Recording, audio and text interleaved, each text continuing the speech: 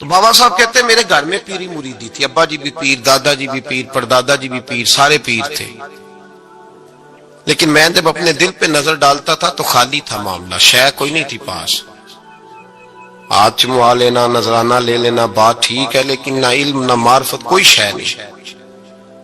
اب فرماتے ہیں میں نے جب پلٹ کے دیکھا نا، پورے علاقے پہ نظر ڈالی تو ایک درویش بابا، ایک سادہ بابا سائیں عنایت قادری، جس کی کوئی بڑا نام نہیں، کوئی بڑی برادری نہیں، اور کام اس کا کیا ہے، رمبا لے لیتا اور سارا دن کھیتوں میں محنت کرتا، لیکن جب مغرب ہوتی تو اس بابے کی مجلس سجتی، اور کہتے ہیں جب ایک دفعہ وہ اللہ کہتا تو اس کی ساری داڑھی آنسوؤں سے بھر جاتی، اور جب عشاء کے بعد وہ حضور پہ درود پڑھنا شروع کرتا تو لگتا یہ کہ یہ سادہ نہیں پڑھ رہا، یہ مصطفیٰ کی زیارت کر کے درود پڑھ رہا۔ فرماتے ہیں میری ساری برادری کو پتا تھا کہ اس کے پاس معرفت ہے، لیکن مسئلہ یہ ہے کہ ہم سید ہیں، وہ رائی ہیں، اب وہاں جائیں بت توڑیں کیسے، ٹوٹتا ہی نہیں، بہت بڑی مصیبت، کیسے ٹوٹے گا؟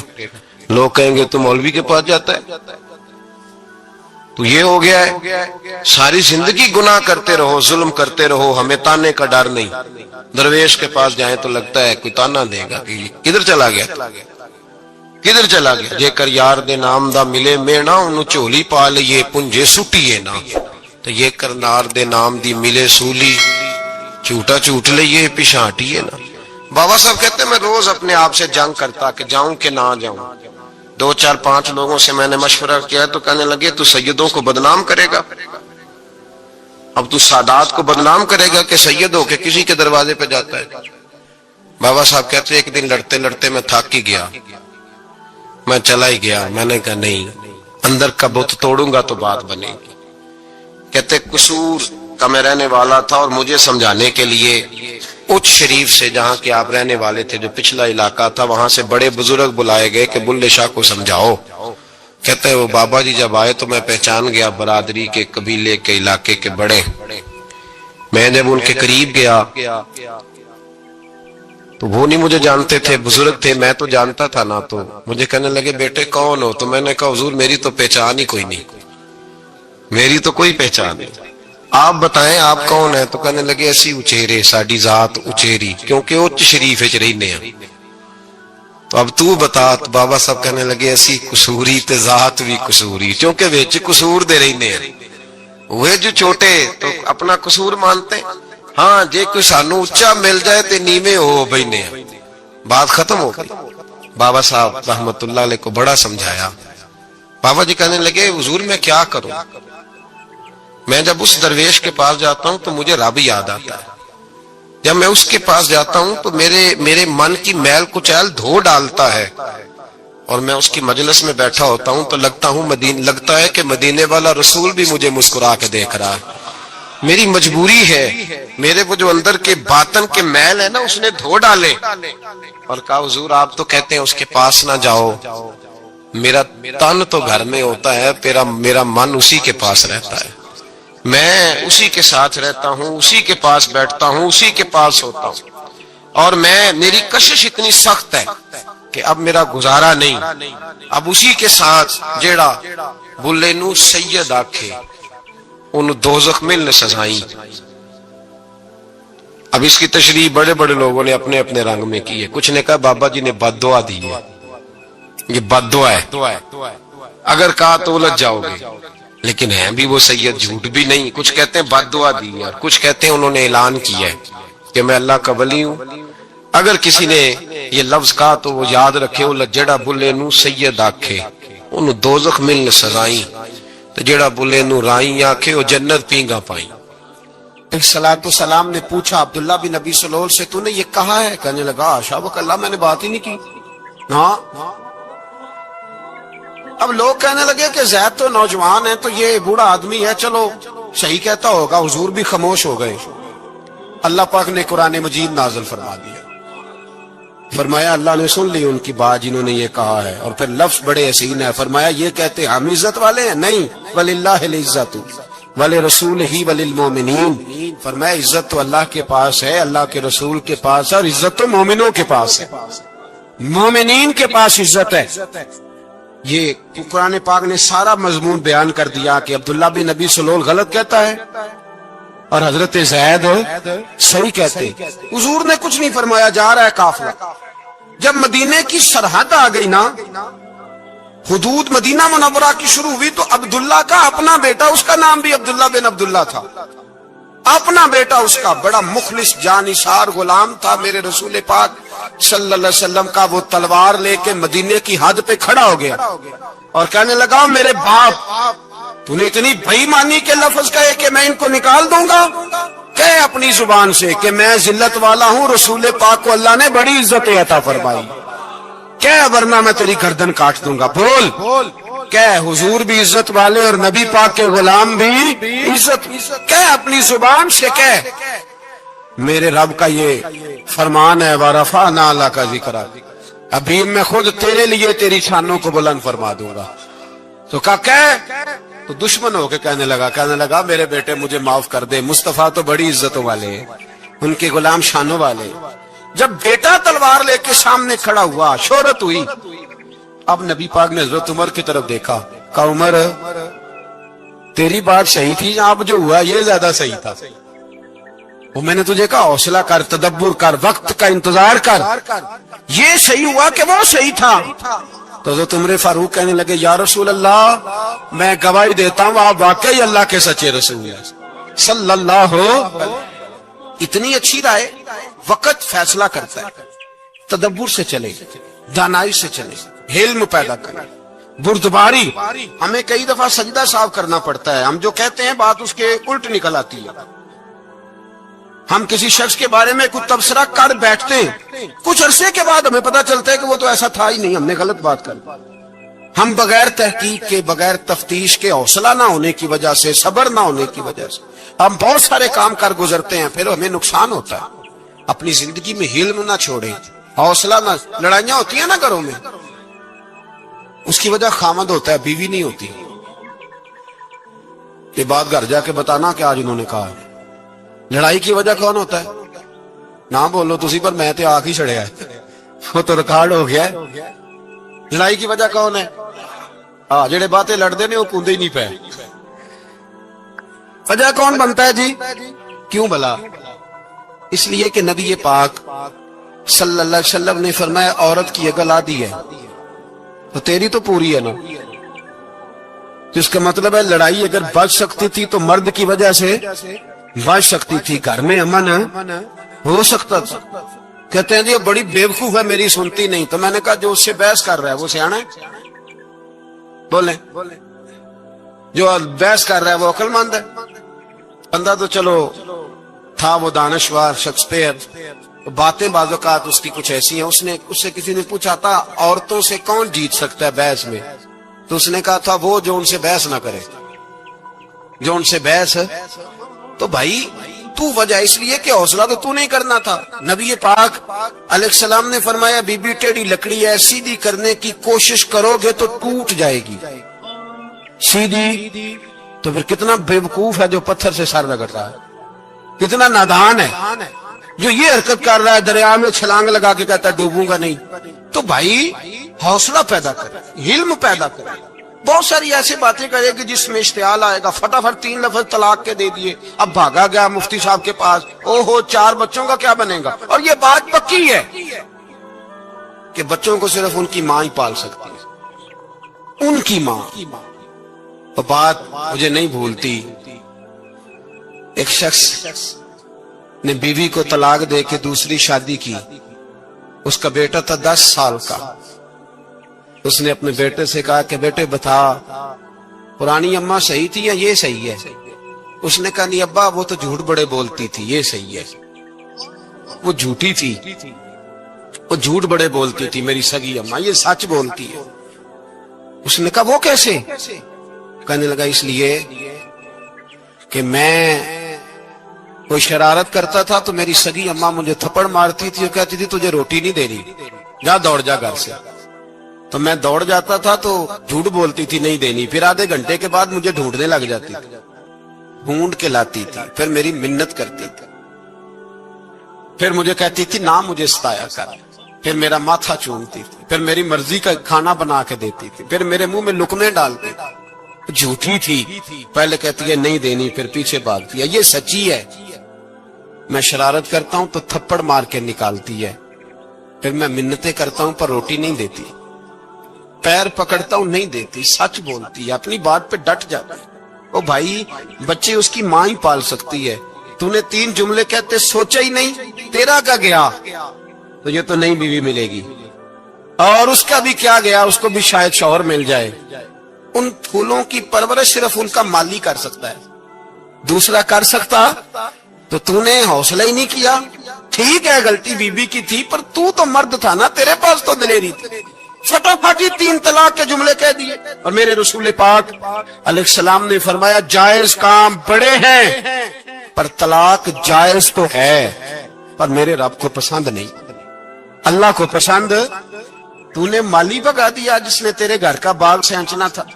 تو بھائی یہ حوصلہ نہیں، درجنوں طلاقیں، 20 کیس، اور ابھی وہ شادی کے پورے کپڑے نہیں پہنے تو طلاق پہلے، اس کی وجہ یہ کہ حوصلہ نہیں، صبر نہیں، رضا نہیں، ہم احساس نہیں کرتے۔ اگر تو یہ سمجھ جائے کہ بس اللہ نے جو میرے لیے بہتر سمجھا مجھے دے دیا، صحیح ہے، میری آزمائش ہے، کیا ہے، کچھ ہے جو اس نے بہتر سمجھا مجھے، اس نے، پھر تو سکھی ہو جائے، تیرے لیے جینا آسان ہو جائے، پھر تو بہت ساری پریشانیوں سے، آزمائشوں سے دور ہو جائے۔ میرے نبی پاک علیہ السلام نے ہمیں حوصلہ کرنے کا حکم دیا، دلیری۔ 2-3 سال، شاید پچھلے سال یا اس سے پچھلے سال حج کے موقع پہ نا، ہمارے پاکستان میں تو بڑے بڑے انوکھے واقعات ہوتے ہیں، سننے سے کیا، میں کہتا ہوں وہ عبرت کے لیے ہوتے ہیں۔ جعلی ویزے لگوا دیے حج کے کسی ایجنٹ نے، اللہ کے مہمانوں کو بھی لوگ لوٹ لیتے ہیں، جعلی ویزے لگوا دیے۔ اور مزے کی بات یہ ہے کہ پاکستانی ایئرپورٹ سے گزر بھی گئے وہ ویزے والے، اور احرام باندھے لوگ جدے پہنچ گئے۔ 4 آدمی تھے، انہوں نے ویزا دیکھا تو کہا نکلی، آپ کو واپس جانا پڑے گا۔ اگلی فلائٹ سے وہ لوگ واپس آئے۔ آپ مجھے بتائیے، ان کی جب وہ چھوٹے چھوٹے کلپ آئے، میڈیا نے ان کی باتیں سنی تو ان کے آنسو نہیں تھمتے تھے۔ ایک آدمی احرام باندھ کے گیا ہے، معمولی سمجھتے ہیں آپ؟ میرے جیسا غریب آدمی کبھی اس نے ارادہ کیا اور مدینے جانے کا لیٹ ہو جائے تو کلیجہ پھٹنے کو آتا ہے، کچھ مجبوریاں پیروں میں آ جائے، نہ جا سکے تو پتہ نہیں کتنی توبہ کرنے کو دل کرتا ہے کہ کہیں غلطی تو نہیں ہو گئی، کوئی ایسی بات تو نہیں نکل گئی، یقین کرے طبیعت پریشان ہو جاتا، یار کوئی ایسا کام تو نہیں ہوگا جس کی وجہ سے یہ بات ہوئی۔ 4 آدمی لوٹ آئے، حالات خراب ہو گئے، لوگ رو رو کے قصے سناتے تھے، لیکن میرے رسول پاک علیہ السلام کا حوصلہ دیکھو۔ حضور کعبے کا بھی کعبہ، حضور مالک، حرم کے مالک مطلق، جن کے صدقے اللہ نے کعبہ کو بیت اللہ بنایا۔ حاجیو آؤ شہنشاہ کا روضہ دیکھو، کعبہ تو دیکھ چکے، اب کعبے کا بھی کعبہ دیکھو۔ حضور 1400 صحابہ کو لے کے گئے عمرہ کرنے، مقام حدیبیہ پر پہنچے تو کافروں نے روک لیا، ہم عمرہ نہیں کرتے، تو اور میں خادم اور جو وارث و مالک ہیں 1400 صحابہ، ہم نہیں عمرہ کرنے دیتے، واپس جائیے۔ صلح لکھی جا رہی ہے، صلح کی شرطیں کیا ہیں؟ مکے سے کوئی آدمی غلطی سے بھی مدینے چلا گیا، مکے کا آدمی تو مسلمان اگر ان کے ظلم سے تنگ آ کے، مکی مسلمان کافروں کے ظلم سے تنگ آ کے مدینے چلا گیا تو مدینے والے واپس کریں گے، اور اگر مدینے سے کوئی شخص غلطی سے بھی مکے چلا گیا تو مکے والے واپس نہیں کریں گے۔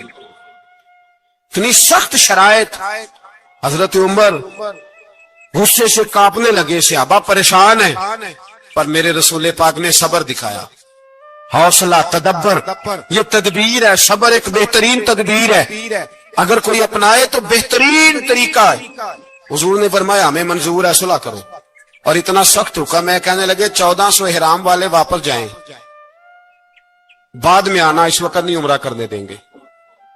میرے نبی پاک علیہ السلام، مجھے بتاؤ، مجھے اور آپ کو دکھ ہوتا ہے تیاری ہو تو پروگرام رہ جائے، تو اگر احرام باندھا ہو اور اللہ کے رسول نے بندھوایا ہو تو حضور واپس لوٹنے لگے تو کتنی تکلیف کی بات ہے۔ حضور نے فرمایا چلو آئندہ آئیں گے، मुआहदा लिखा जा रहा है, हजरत अली मुआहदा लिख रहे हैं, लिखो मुहम्मदुर रसूलुल्लाह सल्लल्लाहु अलैहि मुहम्मदुर रसूलुल्लाह सल्लल्लाहु अलैहि वसल्लम और कुरैश मक्का के बीच मुआहदा। ये तहरीर लिखी जा रही थी तो अबू सुफियान बोल पड़ा, कहने लगा जी हम मुहम्मदुर रसूलुल्लाह नहीं लिखने देंगे माज़अल्लाह, यही तो हमारा झगड़ा है। अगर आपको रसूलुल्लाह मान लिया तो पीछे रह क्या गया, मोहम्मद इब्ने अब्दुल्लाह लिखे। हुजूर ने हजरत अली से फरमाया रसूलुल्लाह काट के मोहम्मद इब्ने अब्दुल्लाह लिखो। हजरत अली लिख रहे थे, मोहम्मद रसूलुल्लाह लिखा था, फरमाया रसूलुल्लाह काट के मोहम्मद इब्ने अब्दुल्लाह लिखो। तो हजरत अली कहने लगे हुजूर मुझे ये लफ्ज काटना नहीं आता, हुजूर मुझे ये लफ्ज काटना। किसी सहाबी ने एतराज नहीं किया कि लिखना आता था, कहा मुझे काटना। हुजूर ने दोबारा कहा अली काट दो। कहा या रसूल अल्लाह मुझे ये लफ्ज काटना नहीं आता। मेरे हबीब ने तीसरी दफा कहा अली काटो। तो शेरे खुदा ने कलम छोड़ा, हाथ बांधे और खड़े हो कहने लगे महबूबा मुझे तेरे कसीदे लिखने आते हैं, काटने कोई नहीं आते, मैं मजबूर हूं, मुझसे नहीं होता, कोशिश करता हूं, ना कलम उठता है ना हाथ चलता है। मेरे हबीबे पाक ने कलम पकड़ा और लफ्ज रसूलुल्लाह खुद काट के मोहम्मद इब्ने अब्दुल्लाह कराया।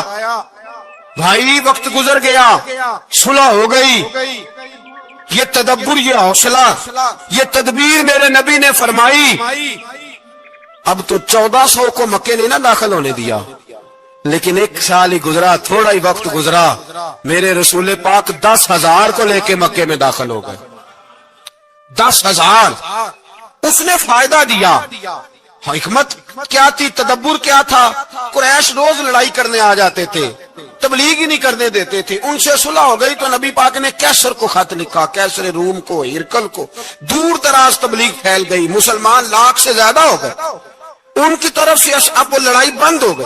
मेरे हबीबे पाक अलैहिस्सलाम के हौसले ने कमाल दिखाया, इस तदबीर ने फायदा दिया उम्मत मुस्लिमा को। 10,000 का लश्कर लेके हुजूर काबे में दाखिल हुए। कल जो अबू सुफियान कहते थे ना मोहम्मद रसूलुल्लाह लिखने नहीं दूंगा, आज वो खुद कह रहे थे अशहदु अल्ला इलाहा इल्लल्लाह व अशहदु अन्ना मुहम्मदर रसूलुल्लाह सल्लल्लाहु अलैहि। कल जो कह रहे थे कि मैं ये लफ्ज नहीं लिखने दूंगा, आज अबू सुफियान की हवेली में लाखों लोग, हजारों लोग बैठे थे और सारे कह रहे थे मोहम्मदुर रसूलुल्लाह, मोहम्मदुर रसूलुल्लाह, मोहम्मदुर रसूलुल्लाह सल्लल्लाहु अलैहि वसल्लम। मेरे महबूब की तदब्बुर ने, फकाहत ने, और फिर कमाल हुआ। 1400 कहां और 1,44,000 कहां, 1400 कहां और 1,44,000। 1400 को नहीं जाने दिया उम्रा करने, मेरे रसूल पाक 1,44,000 को लेके हज करने चले गए। हुजूर ने हज किया, हर तरफ लब्बैक लब्बैक की सदाएं बुलंद हुई। ये मेरे नबी पाक का तदब्बुर है, हौसला है।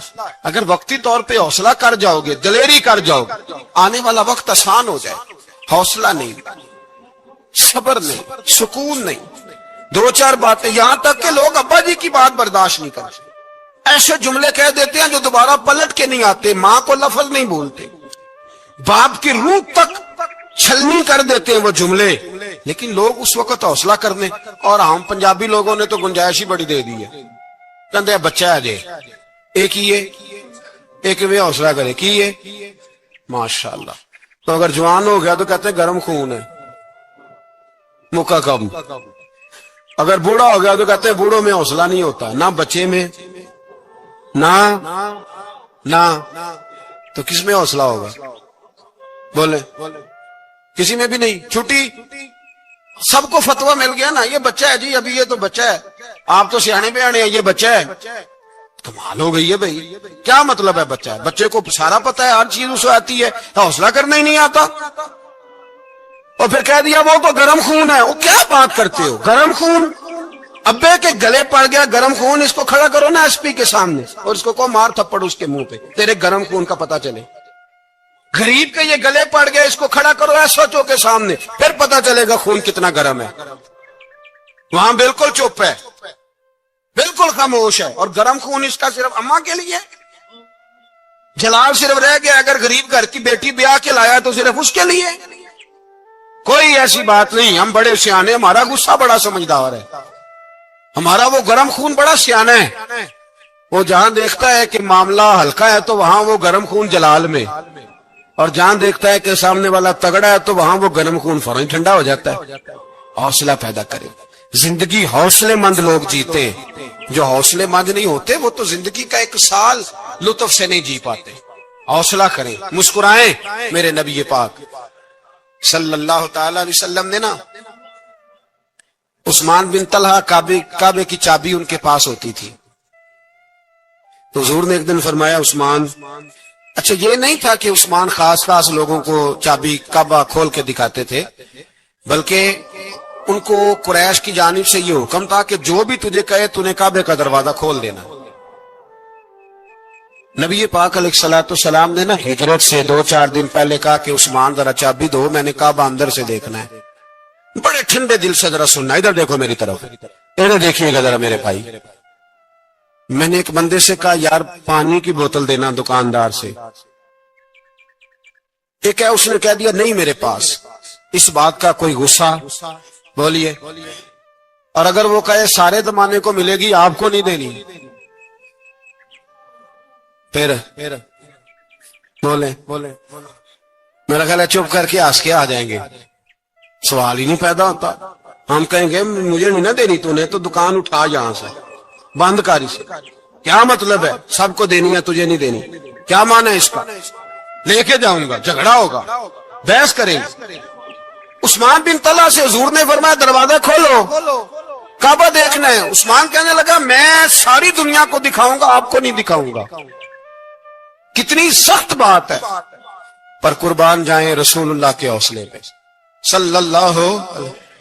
عثمان کہتے ہیں میں نے یہ بات کی تو نبی پاک مسکرانے لگے، اور میں اچھا نہیں دینی، تو حضور نے نا مسکرا کے اور میری کمر پہ تھپکی دی، فرمایا اچھا یاد رکھنا یہ چابی میں تجھ سے لے لوں گا، اور جس کو میرا دل کرے گا میں اس کو دوں گا۔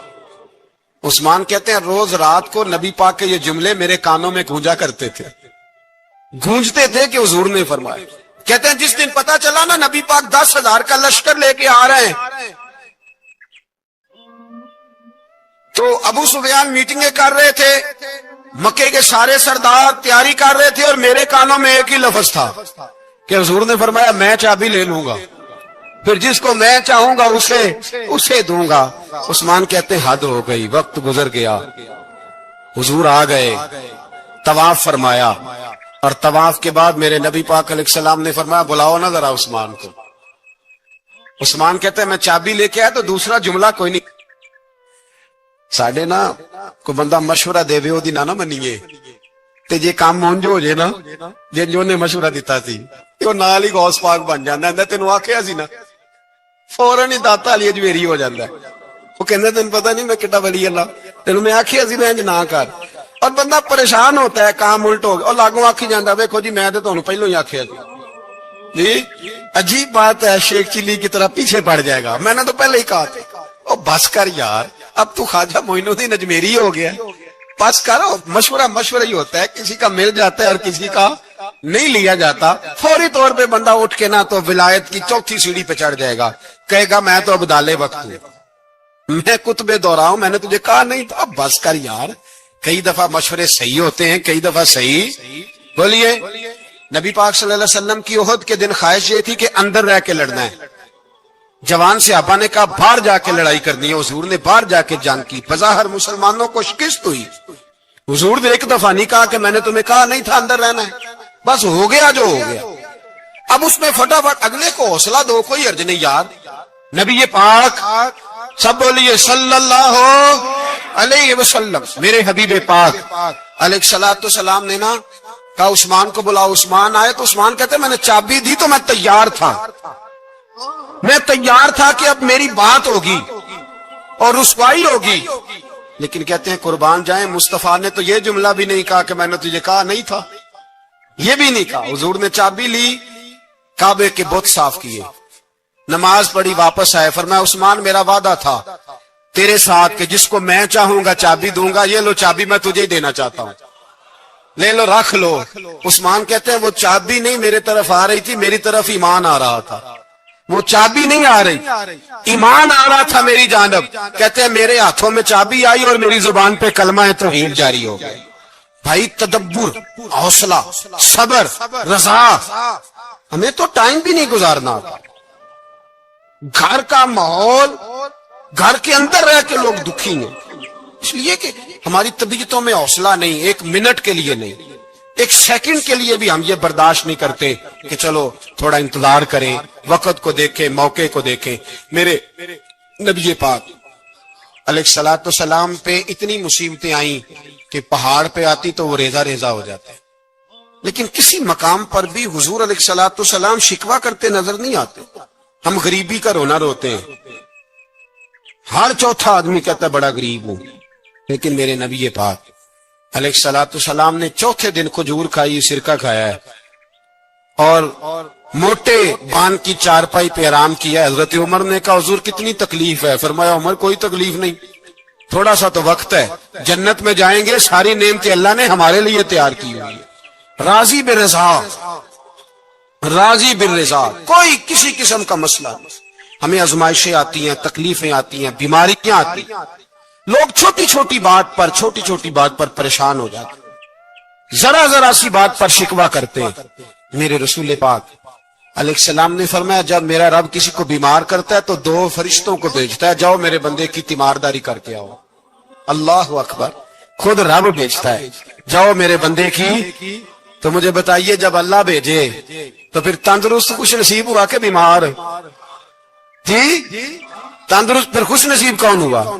میرے نبی پاک صلی اللہ علیہ وسلم نے فرمایا رب 2 فرشتے بھیجتا ہے، فرماتا ہے پتہ کر کے آؤ میرے بندے کا اس کا کیا حال ہے. حالانکہ اللہ سارا ہی جانتا ہے.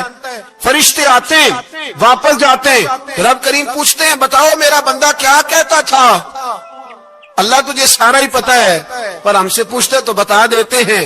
وہ یہ کہتا تھا کہ میں اپنی رب کی رضا پہ بڑا ہی راضی ہوں.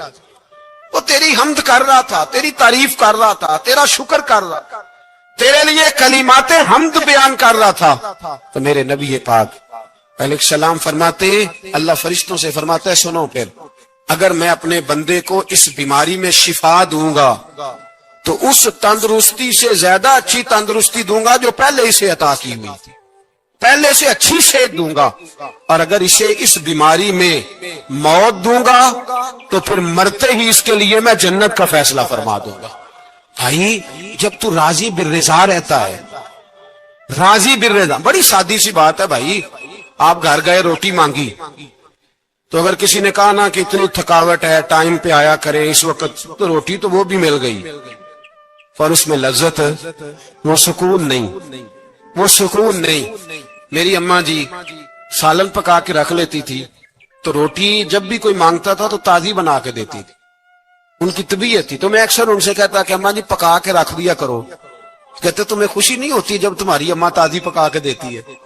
خوشی ہوتی ہے، طبیعت میں خوشی ہوتی ہے. ان کا مزاج تھا، ذوق تھا، تو ہم سمجھتے تھے یار یہ بڑی سعادت کی بات. تو آپ گھر گئے رات کو تو گھر والوں سے کہا روٹی، تو فوراً اٹھے فوراً، اور انہوں نے کھانا تازہ بنایا اور ساتھ یہ بھی کہا باہر سے نہ کھایا کرے بندہ بیمار ہو جاتا ہے. کتنی ٹھنڈک پہنچتی ہے آدمی کے دل کو، سکون ملتا.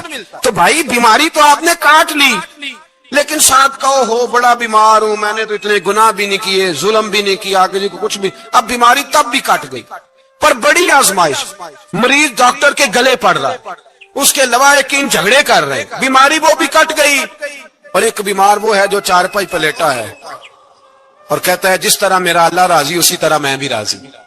تو بیماری اس کی بھی کٹ گئی. حضرت یونس علی نبینا علیہ الصلوۃ والسلام نے ایک دن حضرت جبریل امین ملنے آئے تو جناب یونس علیہ السلام کہنے لگے اے جبریل، اللہ کے نیک بندوں میں جو اللہ کو اس وقت سب سے زیادہ پسند ہے نبیوں کے بعد، جو کرنا بات جو سب سے زیادہ اللہ کو پسند ہے نبیوں کے بعد ولیوں میں، اور سب سے زیادہ اللہ جس کو اللہ کی بارگاہ میں عبادت گزار لکھا جاتا ہے، میری اس بندے سے ملاقات کرا. تو حضرت جبریل نے جناب یونس علیہ السلام کو ساتھ لیا تو ایک شخص کے پاس پہنچے جو آنکھوں سے اندھا تھا، دونوں ہاتھ اس کے سلامت نہیں تھے اور پورے جسم میں پیپ جاری تھی، ریشہ تھا. جب جا کے السلام علیکم کہا نا حضرت یونس نے، اس نے وعلیکم السلام کے بعد پہلا لفظ پتہ کیا کہا؟ اس نے کہا یا اللہ تیرا شکر ہے، یا اللہ تیرا، آپ بھی ادا کریں اللہ کا شکر، یا اللہ تیرا، اللہ تیرا شکر ہے۔ تو حضرت یونس علیہ السلام کہنے لگے تو شروع سے اس طرح کا ہے، نابینا بھی اور ہاتھوں سے معذور بھی اور سارا جسم شروع سے۔ تو بڑے ہی خوبصورت لفظ اس بیمار نے کہے، کہنے لگے نہیں حضور میں بالکل ٹھیک ٹھاک تھا، جب تک میرے رب نے چاہا کہ یہ دنیا کو دیکھے تو تب تک اس نے مجھے آنکھیں دی، اور جب اس نے چاہا کہ اب اس کا دیکھنا بہتر نہیں تو اس نے واپس لے لی۔ تو یا اللہ تیرا شکر ہے، اللہ تیرا شکر ہے۔ پھر کہا جب تک اس نے چاہا کہ میرے ہاتھ رہے تب تک رہے، جب اس نے چاہا کہ میرے لیے بہتر نہیں تو اس نے لے لیے، تو یا اللہ تیرا شکر ہے۔ جب تک اس نے چاہا کہ میرا جسم صحیح و سلامت رہے تو رہا، اور جب اس نے چاہا کہ میرے لیے بہتر نہیں تو مجھے بیمار کر دیا، تو یا اللہ تیرا شکر ہے۔ تو حضرت یونس علیہ السلام کہنے لگے جبریل واقعی یہ اللہ کا سب سے زیادہ شکر گزار بندہ ہے، سب سے زیادہ عبادت گزار بندہ ہے، سب سے زیادہ۔ میرے نبی پاک علیہ السلام نے فرمایا اللہ اللہ ہے، مجھ پر پہرا دے گا کون لڑائی میں، مجھ پر پہرا دے گا کون لڑائی میں، مجھ پر پہرا دے گا کون لڑائی میں، مجھ پر پہرا دے گا کون لڑائی میں۔ میں صدیق اکبر آقا بول پڑے